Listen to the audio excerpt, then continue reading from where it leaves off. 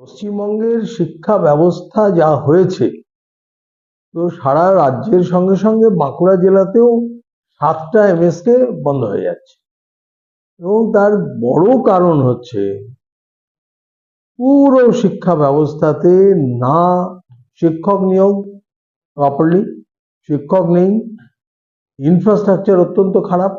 আর সেই সমস্ত খারাপ হওয়ার জন্য মানে ছাত্রছাত্রীরা সরকারি স্কুল থেকে প্রাইভেট স্কুলে চলে যাচ্ছে। এটা তো ভয়ঙ্কর বিষয়।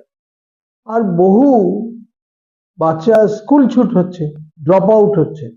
তার কারণ রাজ্যের অর্থনৈতিক যে অবস্থা সেটা অত্যন্ত খারাপ। সেখানে কোনো উন্নয়ন নেই, তাদের বাবা মারা অন্য জায়গায় কাজে যাচ্ছে, ছেলেমেয়েরা তাদের ছোট ছোট ভাই বোনকে দেখছে, এইসব হচ্ছে। তো ইমিডিয়েট যদি সরকার, এই রাজ্যের সরকার যেভাবে চলছে, মানে স্বাস্থ্য তো আগেই গেছে, শিক্ষাও একেবারে তলানিতে ঠেকে গেল, মানে উঠছে আর কি। প্রাথমিক গেছে, এবার এমএসকে যাচ্ছে, এরপর দেখা যাবে হায়ার সেকেন্ডারি স্কুল বন্ধ হয়ে যাচ্ছে। এরকম ভয়ঙ্কর পরিস্থিতি হবে পশ্চিমবঙ্গে। মানে প্রাথমিক আগে গেল, আর প্রাথমিক যাওয়ার পর এবার এমএসকে যাচ্ছে, আর এমএসকে যাওয়ার পরে এরপর দেখা যাবে যে হাই স্কুল পর্যন্ত বন্ধ হবে।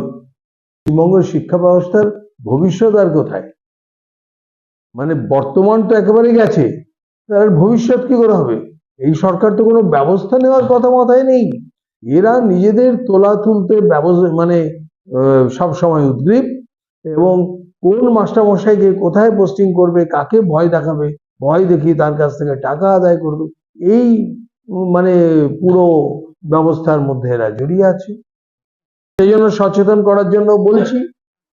এমনকি ব্রাত্যবাবুকে আমি ফোনেও জানিয়েছি দু একবার।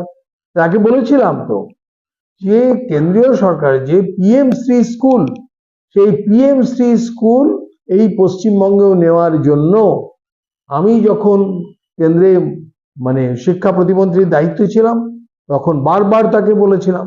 তার সদিচ্ছা থাকলেও কিন্তু হাইকমান্ডের বোধহয় অনুমোদন ছিল না। তাই পশ্চিমবঙ্গের মানুষ প্রতিটা ব্লকে অন্তত 2টো করে যে পিএমসি স্কুল হতে পারত, সেটা থেকে বঞ্চিত হলো। অর্থাৎ পশ্চিমবঙ্গের মানুষ প্রায় 12,000 থেকে 14,000 কোটি টাকা থেকে বঞ্চিত।